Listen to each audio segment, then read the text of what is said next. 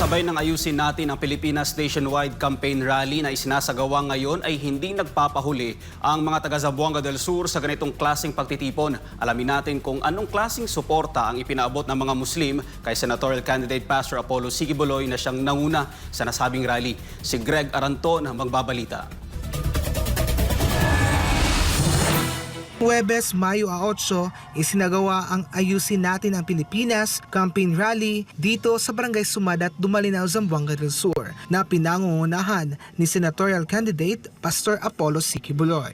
Dito, ipinaabot ni Dato Ayan Marcaban, OIC ng City Muslim Affairs, isang opisyal ng Alliance of Moro Leaders ng Zamboanga del Sur, ang kanyang suporta sa PDP laban senatoriables. Nananawagan din siya sa lahat ng mga kumandidato na sana'y dinggin ang kanilang mga pangangailangan at hinaing hindi lang sa panahon ng eleksyon. Pakinggan yung mga hinaing namin.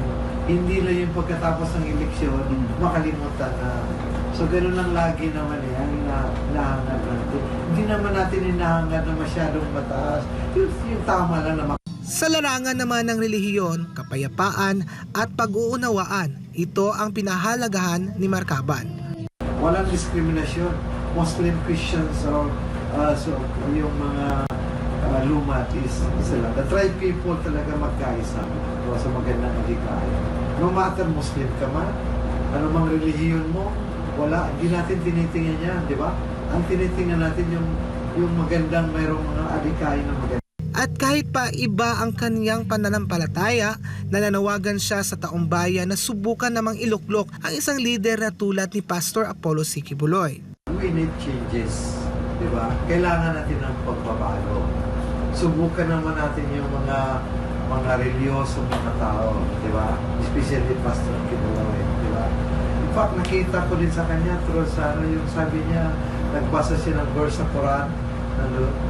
Maraming natutuwa ng mga pangsamuro na yun yung wala naman siya sinabi na mag-Muslim siya o mag-ano siya.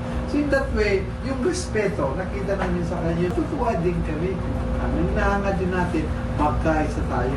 Sa panahong naghahanap ang taong bayan ng tunay na pagbabago, ang panawagan ng pagkakaisa, anuman ang relihiyon o pinanggalingan ay mas lalong nagiging makabuluhan. Sa pagkakaisa ng mga Muslim at Kristiyano, maaaring makamit ang tunay na pagbabago para sa isang mapayapa at maunlad na Pilipinas.